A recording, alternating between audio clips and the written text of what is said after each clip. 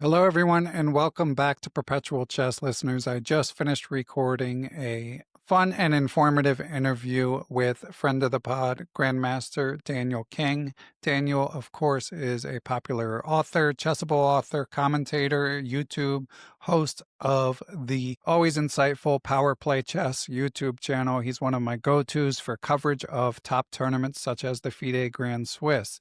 And that's what this episode is primarily about. It's a catch-up on a very entertaining FIDE Grand Swiss tournament, which of course ties into the World Championship cycle and next year's FIDE candidates. And we touch on the upcoming FIDE World Cup.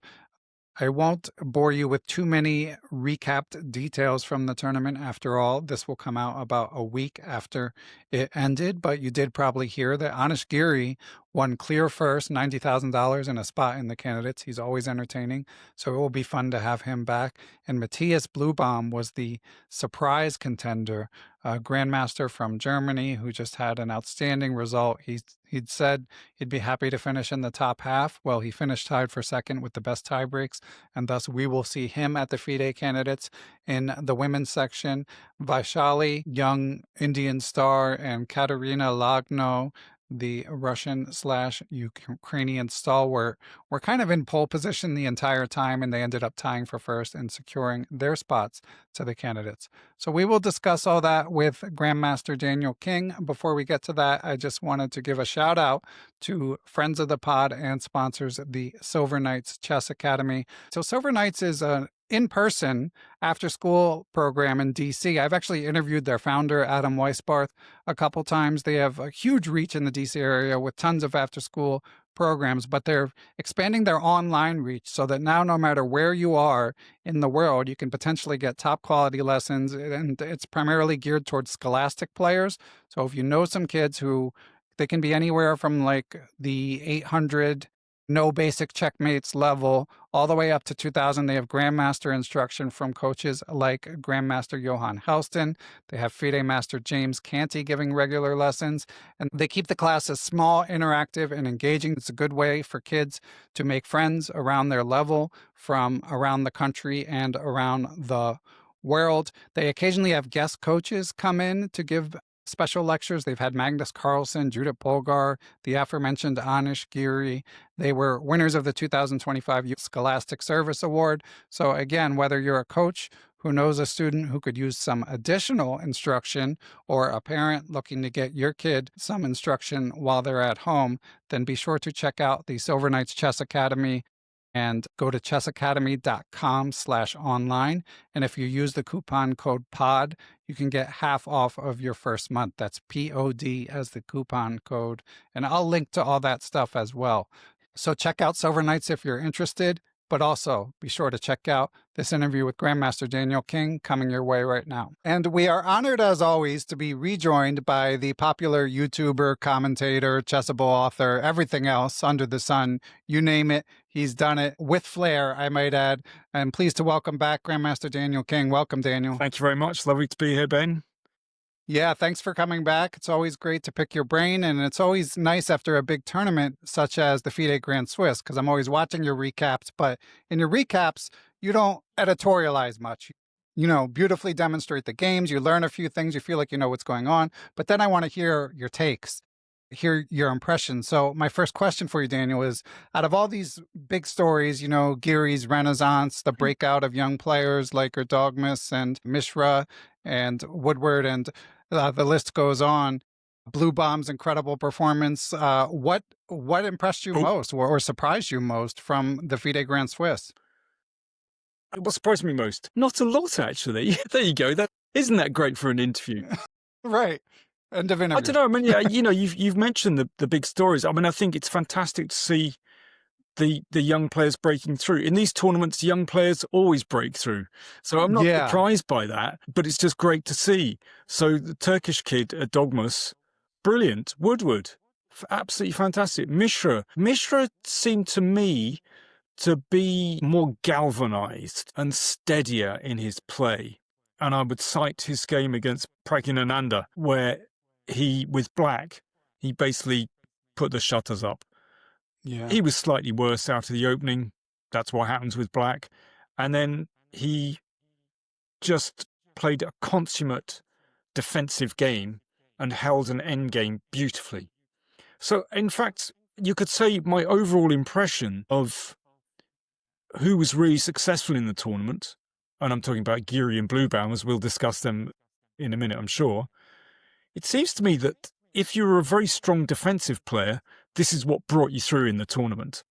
It's the guys that fell out and, they lost some, they'd been doing very well, like Erdogmus, and then, he lost a game and suddenly it was kind of all over. It was the guys that were super solid that really did very, very well. So it seemed to me that's the big take from this tournament. It's not the guys that crashed around the reports.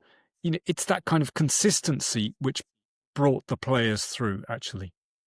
Yeah, and often it'll come down to a half a point swinging in one direction or the other. Giri, of course, with his beautiful technical win over Hans Niemann to ascend to first place in the last round, and Bluebaum groveling for a draw, finding that trick against Keimer in the penultimate round, was able to just those small margins, those half points make all the difference. Now, you mentioned that the younger players, not as surprising, the continued ascent, and obviously I agree with that. But Bluebaum, not that young, 28, I believe. So were you surprised by his success?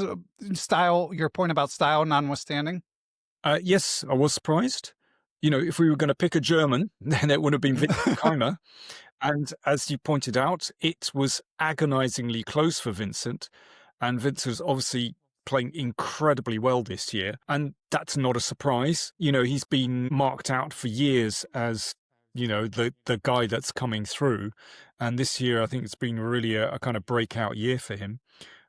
He seems to be growing in maturity on the board the whole time. And in a way, not a big surprise because has this excellent relationship with his trainer, Peter Lecco. Technically, he's absolutely superb. And again, this is what it comes down to, that kind of consistency, technical ability. He has that, and he's had that from a very young age, and it's just getting better and better. So Keimer almost made it, failed by the skin of his teeth. And it was, again, a technical performance that you could say decided in that penultimate round game. It was the penultimate round, I think.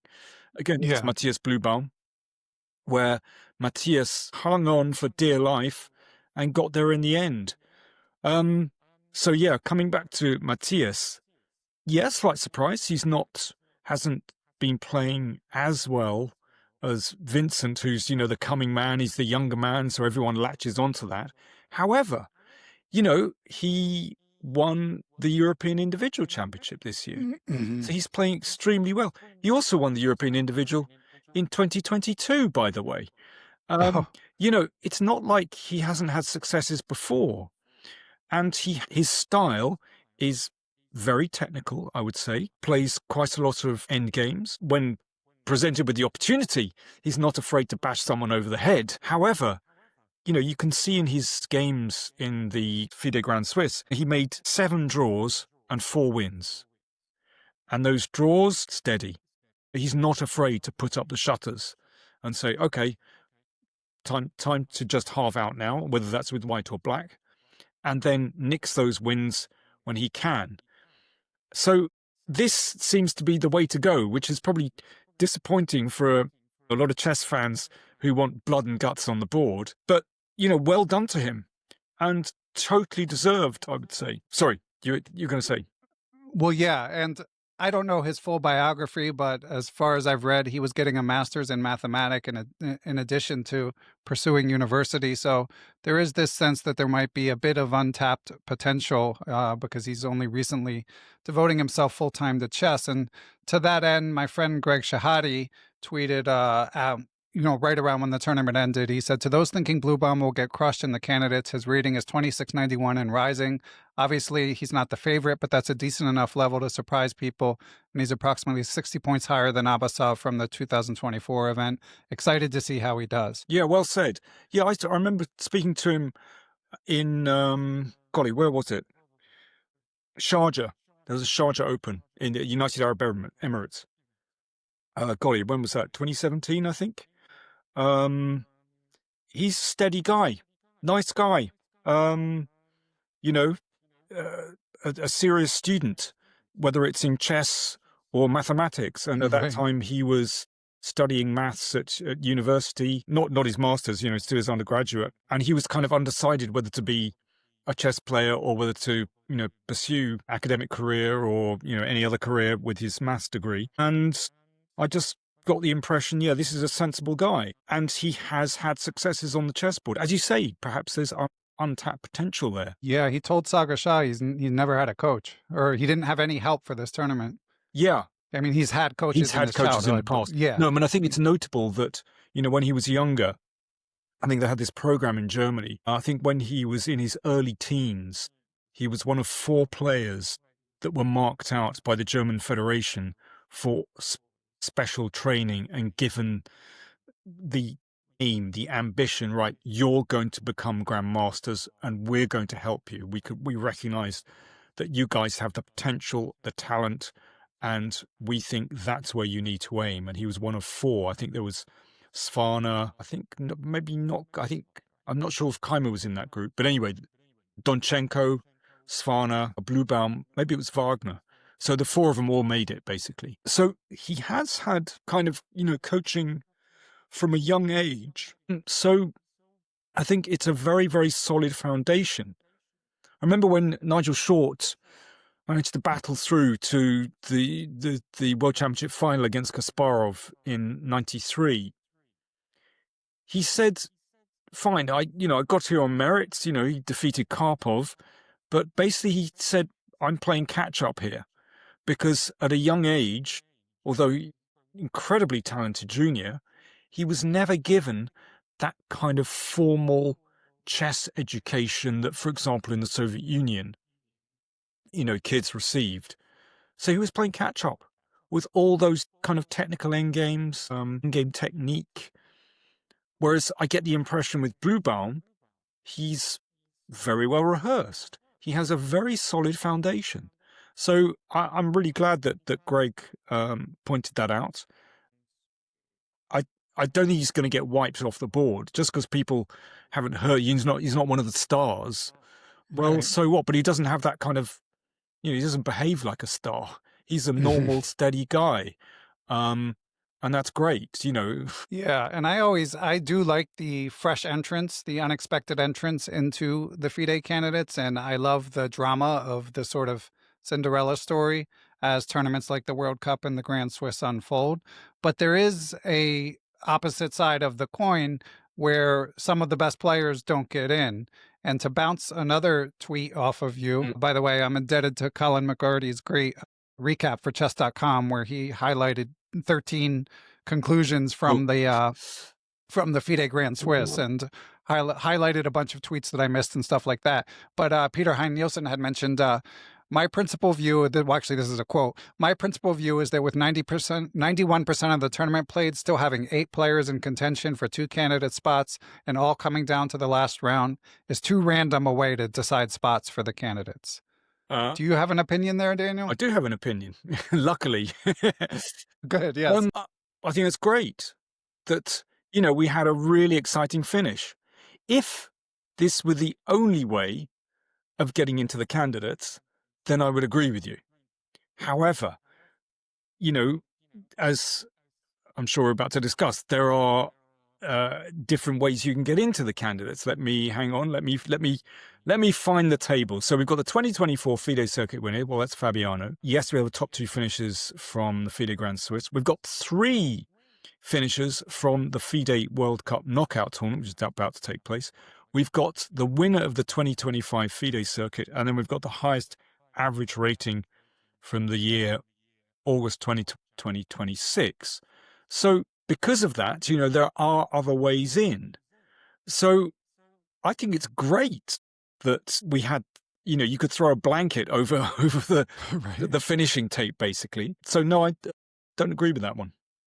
Yeah, and I know that you are a football/soccer fan, and some of the sports here in the US, like baseball, there's always a trade-off between, do you want to design a format where just the best player/team wins, or do you want it to be entertaining? And I do feel like the candidates and the Grand Swiss in particular are quite entertaining, and it's kind of understood that you may not get. Like if you wanted to just invite the top 8 players, you could design a system that invited the top 8 players. So there is always a trade-off. But I come down to your point of view, especially because, like, as Leonard Bardan wrote in his column for The Guardian, he wrote, and this is before it even ended, he said, quote, overall in the Grand Swiss, the small group of elite GMs who monopolize invitations to valuable all-play tournaments have failed so far to demonstrate any clear superiority to lower-ranked opponents, unquote.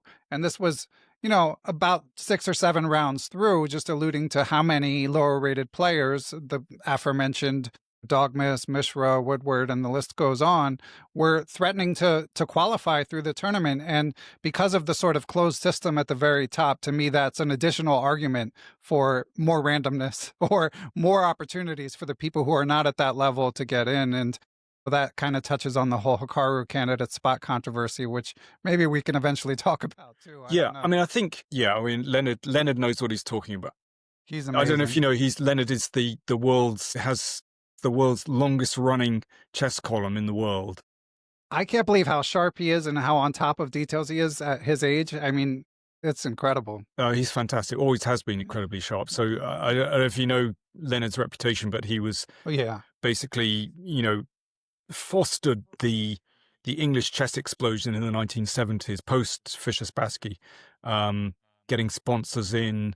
He's a renowned journalist, and supporting junior talent. I was spotted by Leonard, part of that 1970s post Fischer-Spassky generation. The whole English chess scene has a lot to be thankful for. And he still writes with great perspicacity on the chess scene. So I agree with him. The top players can't just rest on their laurels. I mean, if you wanted to take this argument to its absurd conclusion, then you just pick the top 8 players on the rating list. Well, no, right. Clearly the players playing in the candidates should qualify there by competing. And yes, we can still have a spot for average rating in a highest rating, because I think that's a kind of safe fallback position in a way. So I like the slightly random element, actually. I think it's really, really important. I do as well. Now, in the women's tournament, the women's candidates, congratulations to Grandmasters Lagno and Vaishali for qualifying. I felt like the results were less surprising. Do you have any macro theories for that, or do you think it's just kind of just shook out that way? It just shook out that way, I think. No, I don't have any great theory. I mean, some people say that women's chess, however is more random because they're, sort of lower rated. Maybe there are fewer professionals. So, but this time, as you say, it's kind of shaken out with the favorites coming through. So I don't know. I think it's just one of those things. However, it's certainly not random that Vaishali won the tournament. I mean, it's not only the fact that she's very well supported in Indian chess generally, but she has real ambition, just like her brother. They're peas in a pod, and I just like the way she strives at the board, the kind of openings she's plays. She really goes for it. So I'm absolutely delighted that she's through, and that's not a surprise at all. Yeah, and the women's candidates field is pretty much set now. There's just one open spot. You've got Lagno, Tanzhangyi, Vaishali, Humpy Kaneru, Divya Deshmukh, Zuzhiner, and Goryachkina with one spot to go. I thought it's also, speaking of players that really go for it and really strive, fantastic to see Divya Deshmukh playing in the Open, in the FIDE Grand Swiss, and performing incredibly well. And I think, just so sensible, as you did, and others, deciding, look, I just want to play the best possible opponents because that's going to just improve my chess. And it's clear that, she's improving all the time. So great to see. Yeah, 2613 performance rating for both her and Goryachkina, which is super impressive. And it shows that often professional woman players or aspiring professional woman players, they may feel like they have to play in the women's section in order to maximize their opportunities. But because both women already had candidate spots, that was the only reason they were able to show what they could do in the open section. So yeah, I'm excited to see her, and the women's candidate generally should be. It's like the open, it's got a decent blend of young upstarts and the established veterans. Returning to the open, so there's so many players on the outside looking in currently: Irigasi, Firouzja, Keimer, Wesley So, Wei Yi, Abdusattorov, Hans Niemann, who had an impressive tournament, Nepo, MVL, Aronian. Is there anyone in particular that you would really like to see find their way in through the World Cup? Boy, I mean, that's really invidious. It's really tough. I mean, from the point of view of publicity, if Hans Niemann got in there, it would be pretty extraordinary. Yeah, it would. He was close. I mean, incredibly he can try again, close. but I mean, yeah. Let's talk about his last round game. I mean, this is, of course, with the benefit of hindsight, and I suspect he would agree with this. He got his opening choice wrong.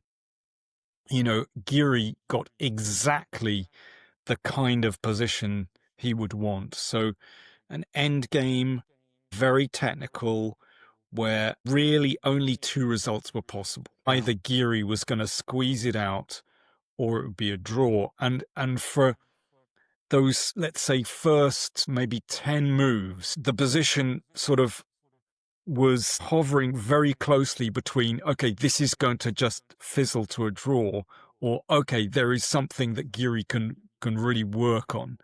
And then boom, it tipped over into, this is a serious advantage for Giri. And it just played to his strengths, this kind of position. And you could kind of see, watching that Hans in that last round, that you could see it from his body language. He knew he's just got the wrong kind of position to play for a win. I mean, realistically, he had to play for a win. A draw probably wouldn't have done him any good. He just wanted to rewind that opening and do something else. I know with black, incredibly difficult to try and generate some kind of chances. However, knowing what kind of player Giri is, and that nerves in that last round always have such an effect, if he could have found something that kept real tension, then it might have been a better chance, but extremely difficult. I felt like Giri was like the toughest pairing you could get. Yeah. I mean, for one thing, his level of experience, but also obviously he's best known for his opening prep, and you're giving him the white pieces. So in a game where you have to win with black, it doesn't get much worse than facing Giri. I mean, as you say, you could hope to keep things complicated and reach a tense moment, but in terms of just getting Giri's gonna steer away from that, as he did very adeptly. So it was a tough pairing, but overall, I'm with you. I would love to see Hans. I actually felt like he comported himself very well in this tournament also, and I have a chess master friend who tells me, like, he's the only chess player I follow because he's got this lightning rod element to his personality where whether you like him or not, he draws in your eyeballs. And I would love to see that in the candidates, but I would love to see Keimer as well. As you were mentioning earlier, I mean, he just shows such fierce determination and maturity. And since we didn't get the young upstarts this time, I'd love to see a couple break through. Yeah. I mean, we could put in that bracket of the young guys, Pragyanananda, Irigasi, Abdusattorov. Yeah, Firouzja's, he's had a bash at the candidates. I mean, he probably deserves to be there just on his level. But yeah, Irigasi, Pragyanananda, and Abdusattorov, I think, kind of need to be there. Yeah. Well, if they can get there through the World Cup, then that would be amazing. But yeah, if Hans could do it, that would also be fantastic, actually. Yeah, it's hard to go too wrong. There's a lot of potentially fascinating storylines. One other mini controversy that came up, I never look up the tiebreaks in advance, and then I'm always surprised when there's not a playoff. I don't know when I'm going to learn. Magnus himself said in an interview he did with Take that going into the last round, he said, "It has to be said that it's incredibly cruel to decide the candidate's spot by tiebreakers as they do. And Peter Doggers of chess.com actually took it a step further and wrote, I've never seen a convincing argument why players in a tie, whether at the Grand Swiss or the candidates themselves itself, don't just play as a new small classical event like in the old days. It's the cleanest solution and surely exciting. I don't believe sponsorship is a deal breaker. Golly, I haven't really thought about this. What's my gut instinct? Probably right. Yeah, I like Peter's idea because Jakob Aagaard was actually vocal defending he's saying tiebreaks are no better or worse than switching the format to like a speed playoff. But Peter's idea of like a separate classical tournament kind of solves that problem. Yeah, I mean, trying to fit it into the schedule could be difficult, although would you simply say, right, we have 3 or 4 days allocated at the end of the tournament to decide? Yeah. Possibly. Or do you just go to rapid play or something like that? I suspect rapid play might be better. Yeah, I prefer both I prefer either one. I don't like the tie breaks go ahead. No, I was just going to say, it seems to me that I get Jacob's point about it's kind of random, but at least it gives people a chance. Yeah. Yeah, I think it was sort of best to clear it up fairly quickly. So, if you had a date allocated to the rapid playoff, then why not? It's a step in the right direction. Yeah, I agree. And these formats can always be tweaked and people always have their own suggestions. I find it entertaining as it is. I don't think it's broken per se. No. But it always, because every once in a while there is a tiebreak in some tournament, and I always find that especially exciting.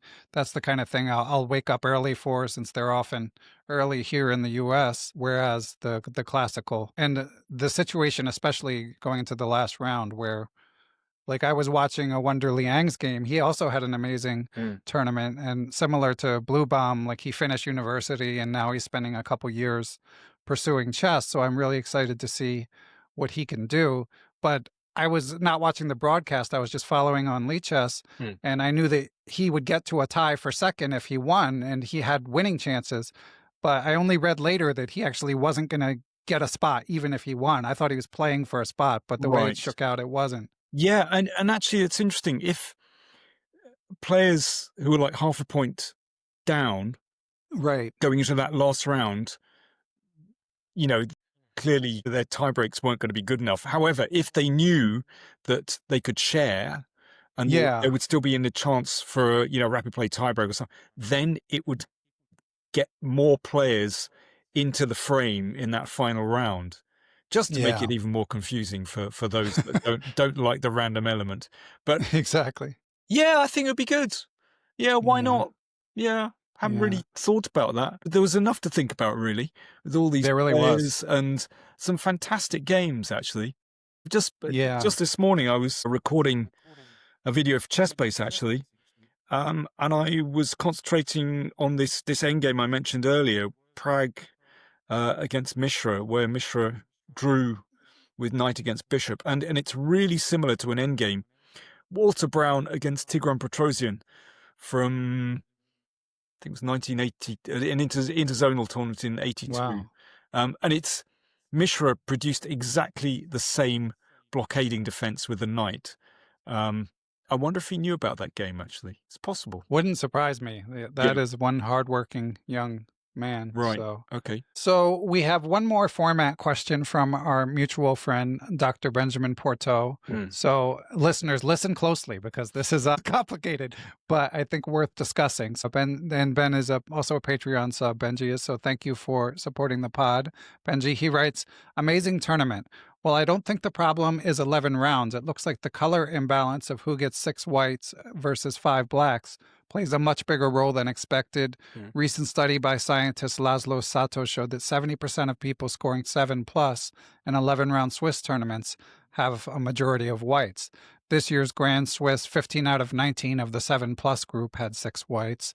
Keimer and Mishra were the only ones with 6 black.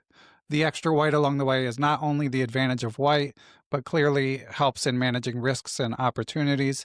An even number of rounds with current pairing rules are no-go because we could end up with 7 whites and 5 blacks for some players. There are non-FIDE approved algorithms that ensure color matching, but they're much more complex and can't be run by hand, and there would be more pairings of people on a different point total.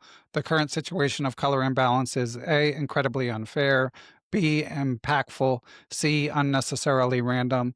It's easy to blame FIDE, but should the chess world care, would players and spectators be on board with a new Swiss pairing? Okay, I hope everyone was concentrating there. Exactly.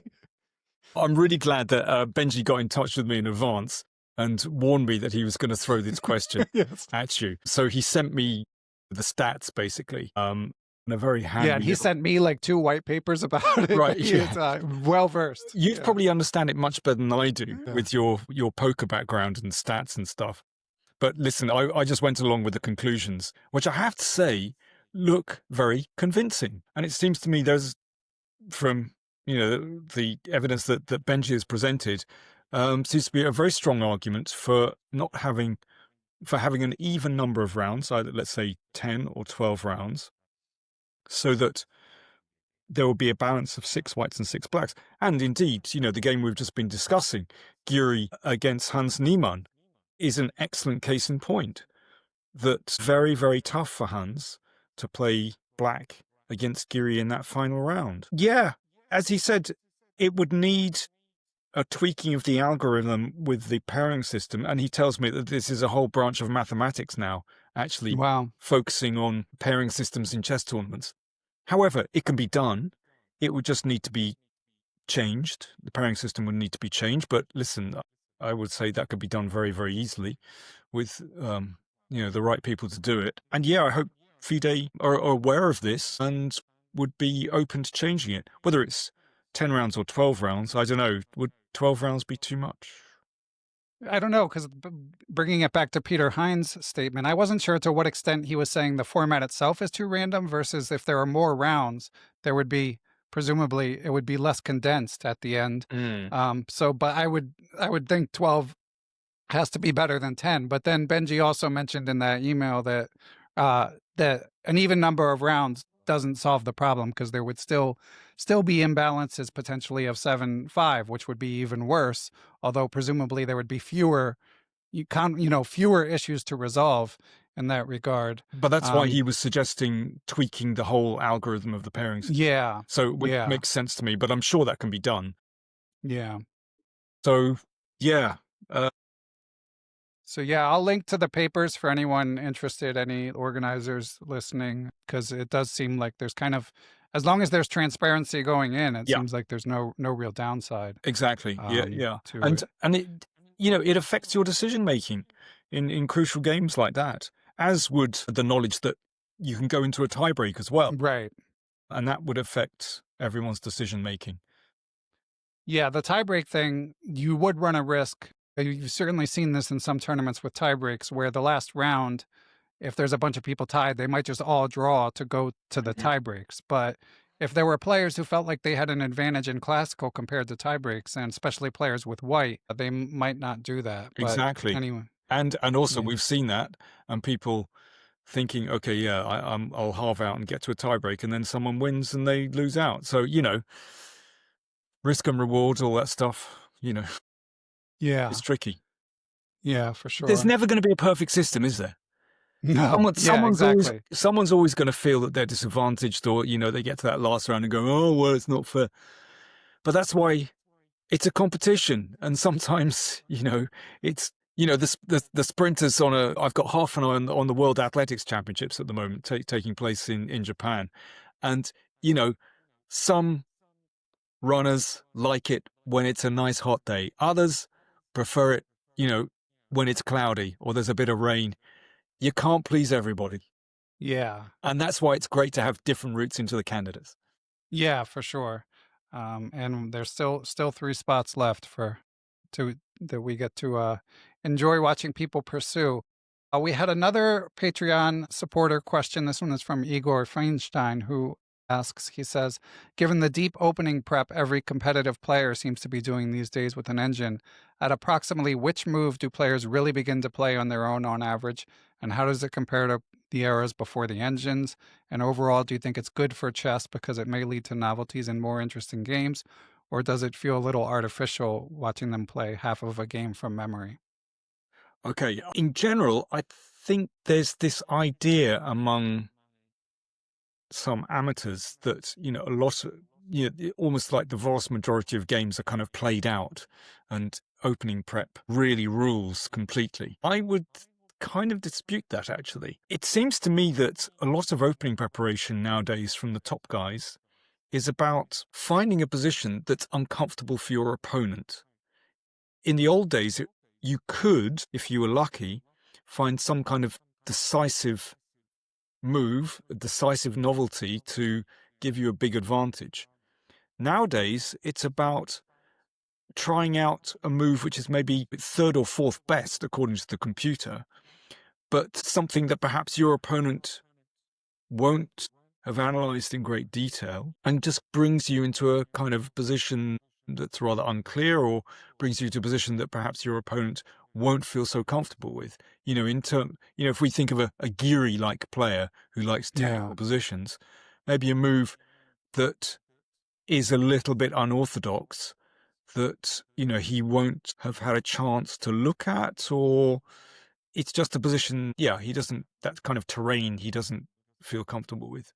So I think that's the trick with opening preparation, actually. It's not, as this gentleman suggested, about memorizing moves, actually.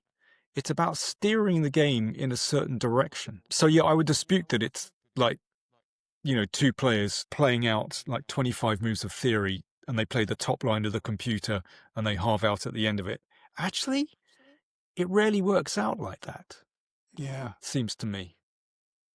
I feel like especially in a tournament like this Grand Swiss, that was evident because you often have competing motivations. One player is trying extra hard to pick on another player. You have more rating imbalances. So if anything in this tournament, was impressed with the variety of the openings that we saw. So, but there certainly is an element to, as you were saying, to everyone's a moving target now.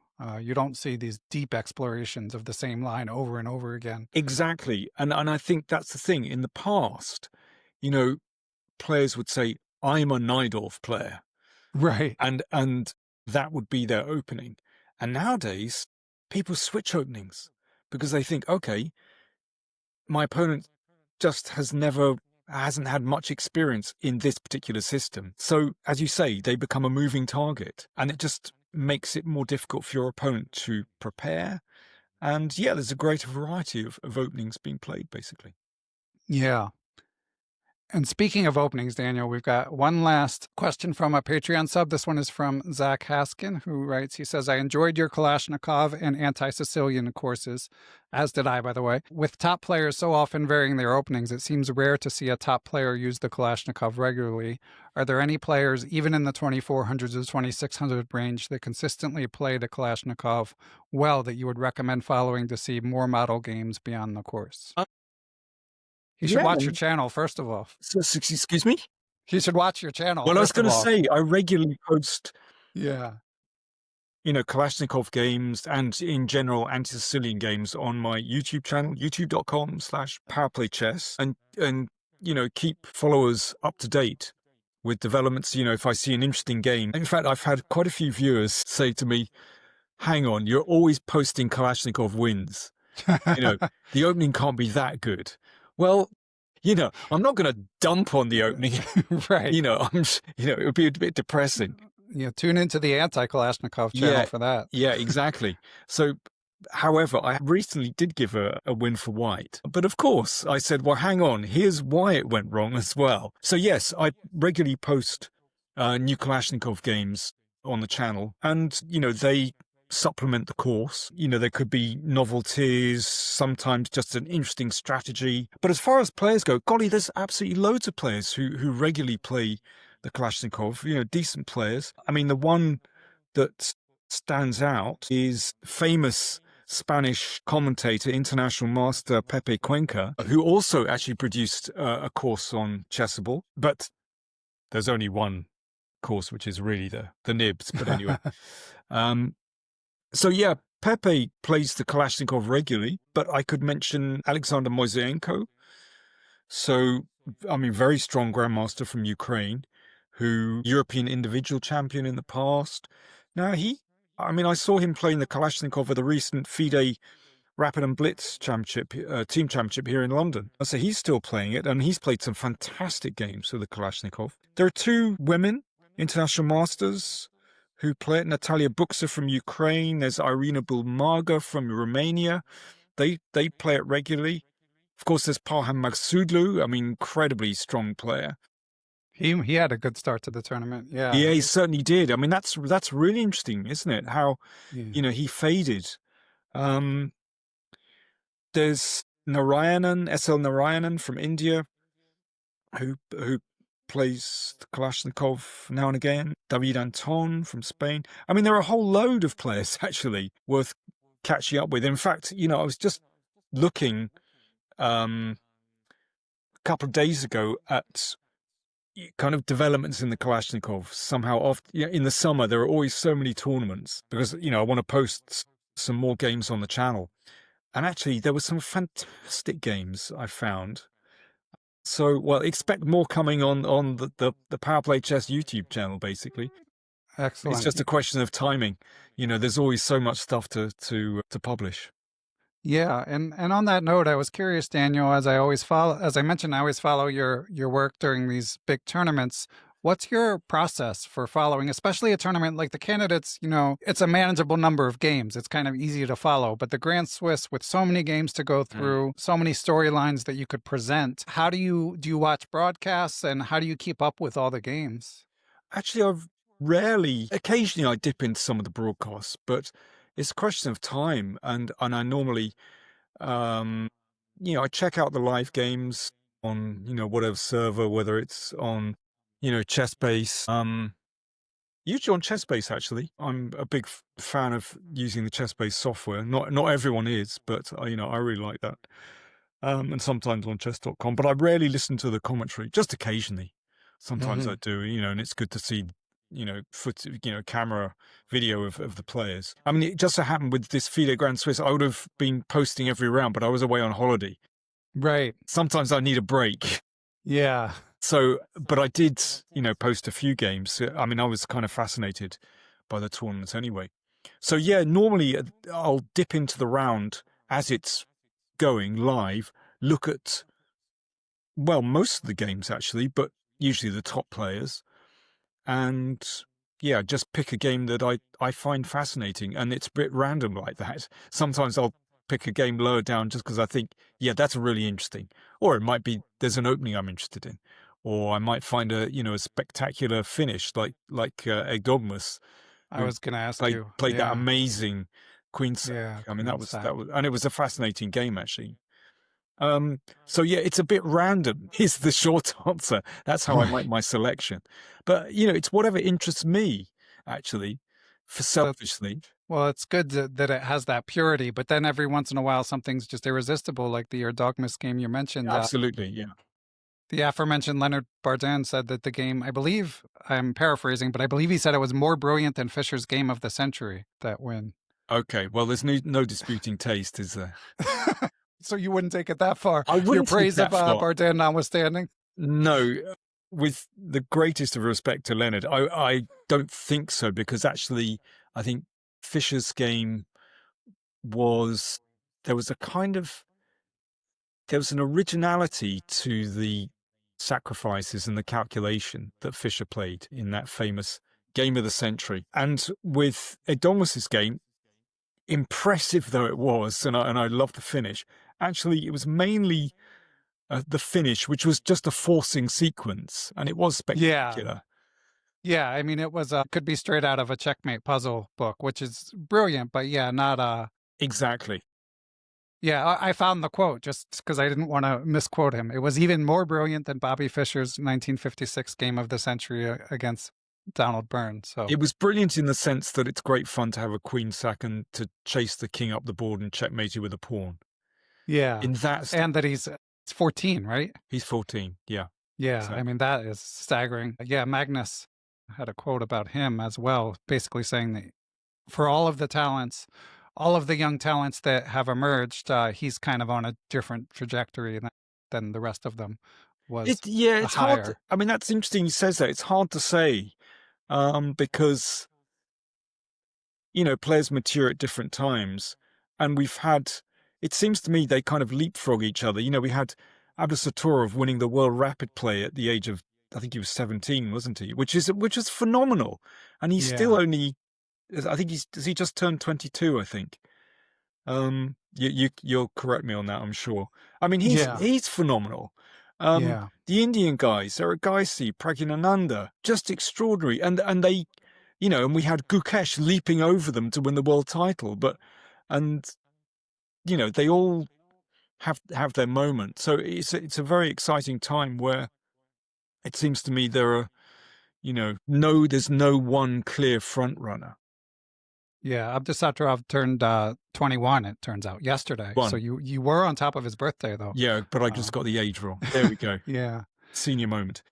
But yeah, and to your point, Mishra was the youngest grandmaster, obviously was on as steep a trajectory as you can get at that point, but he's been quiet lately. I know he and his dad have been a bit frustrated at a lack of sponsorship and opportunities, at least relative to what he's achieved. But then out of nowhere, he has this standout result. And I agree with what you're saying. They do kind of tend to leapfrog, and it's important to remember that these are kids and life is not a race, and whatever they achieve in chess is not the most important thing. But yeah, exactly. But it is exciting when players do what people like Erdogmus just did. Yeah. The other thing was I watched an interview with him just post this spectacular game, and I was just really impressed by the way he handled himself, actually, the way he comported himself. Very calm, spoke superb English, actually, for a 14-year-old. From Turkey. Fantastic. So, he's obviously very studious. I believe he's had coaching from Mamedyarov, that's pretty incredible too, to have a player of that caliber. I mean, in the same way that Vincent Keimer has had coaching from Peter Leko. So Mamedyarov obviously feels, well, okay, the time has come. Maybe he feels he's not going to be world champion any longer, but he can, maybe get somebody else there on the podium. I don't know, but incredible. So these guys have a really solid foundation. Yeah, it'll be fun to see how the next few years unfold. And before we let you go, Daniel, there's obviously a lot to look forward to in the World Cup and on the professional chess scene the rest of the year. But what else are you working on? Any courses in the works or books? Well, do you know what? I wish I had time to do another Chessable course, but I'm trying to clear some space. But yes, it's tricky. Actually, I mean, the YouTube channel still rolls on. We've been talking about that, and actually, I'm trying to devote more time to my Patreon pages. So I'm doing a monthly live masterclass with my patrons. So anyone subscribing, it's $25 a month. You get a live masterclass on Zoom, so it's absolutely interactive. People can ask me questions directly. It's like a discussion. So, I do one of those a month. Patrons get a video with, calculation puzzles that, I curate very carefully, work through very, very carefully. They get a test game. They get access to an opening archive with, a new opening survey every month. I mean, geez, for $25, this is ridiculous value. The more I talk about it, I should be pumping up the price. This is crazy. So, I would encourage everyone to sign on to that. And, I'm really, the way I've been doing these live masterclasses for a few months now, and, really enjoy interacting directly with my patrons, which is great. So yeah, patreon.com/powerplaychess. So, that's the thing I've been concentrating on at the moment. And yeah, my anti-Sicilian course and Kalashnikov course on Chessable roll on, and the books as well. There you go. I'm going to put them in the frame there. You can get the book versions from you in Chess as well. They're doing good looking books. Yeah, they're really nicely designed, actually. I think New in Chess did a fantastic job on those. So yeah, that's my main focus at the moment. Yeah, I've been a Patreon sub of yours for, 6 years or something. And then when I was watching one of your videos recently, I saw that I had missed that you'd done this because I'm at a lower tier. I had missed that you'd done this rollout. So you're doing like opening surveys as well. Any like particular opening lines strike your interest recently? Well, the last one I did was on the Caracan and a line against, I think it's because Mr. Gotham Chess, Levi, Yeah.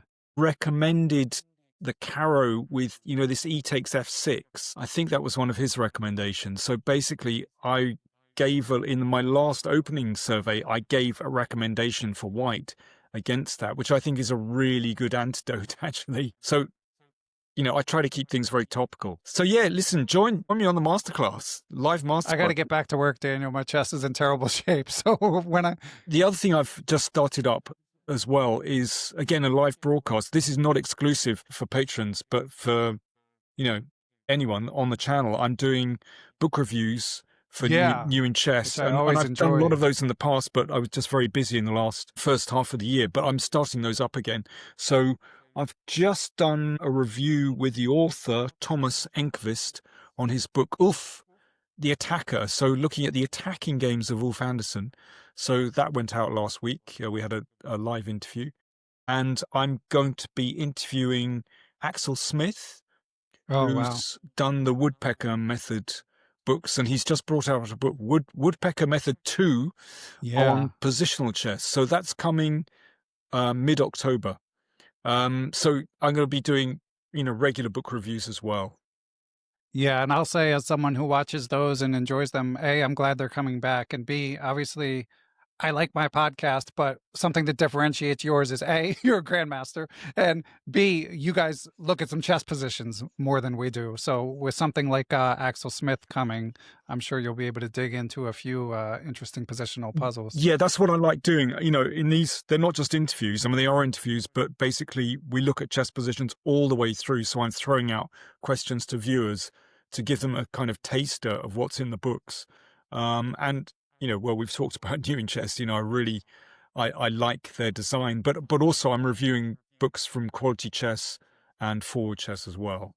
Now that they're kind of in the same stable, but they do have design is a little bit different. But anyway, I'm broadening it out a little bit. That's what I'm saying. Excellent. Well, I will link to everything that we mentioned, Daniel. So I interviewed Elshin Moradiabadi right before the Grand Swiss started, although it didn't end up coming out until the Grand Swiss had concluded. But we had wrong predictions for the Grand Swiss. So I feel like we should conclude with some incorrect predictions for the World Cup, although I'll probably do a separate preview for that. But putting you on the spot, we talked about who we'd like to see, but even if it's just one of the three, is there anyone that you have a strong opinion will do well in that tournament? Wow. It's got to be one of the kids. I mean, I'm going to go with Pragyan Ananda.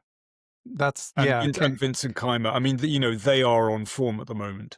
Yeah, Prague, of course, has his spot more or less locked up, but I'm sure he'll still play. And I'm sure, yeah. Locked up might be a stretch, but he's the strong favorite for the FIDE circuit spot. Yeah, I'm sticking where I predicted Abdusattorov in the Grand Swiss, and I'm going to predict him again in the World Cup. Okay, well, yeah, I mean, pretty reasonable, and yeah, I would really love to see Vincent Keimer come through. I think it'd be fantastic to have two Germans playing in the candidates. I think they really, deserve it, and I think it'd be great. Germany, fantastic chess playing nation. They have so many active players, and it'd be great to see, the Indian guys as well. Right. But I think there needs to be a bit of a balance. Otherwise, we could have a tournament full of Indian players. I mean, on merit, but I think it'd be really nice to have two Germans there, which would, make a change actually. Yeah, and the news broke this morning that both Andy Woodward and Mishra got wildcard invites to the World Cup, so they're long shots, but there's a couple Americans that our American listeners can root for as well. Okay, well, Daniel, it's been a lot of fun. And listeners, obviously, sub to Power Play Chess and check out Daniel's Patreon. And until next time, thank you. Thank you very much. It was good fun.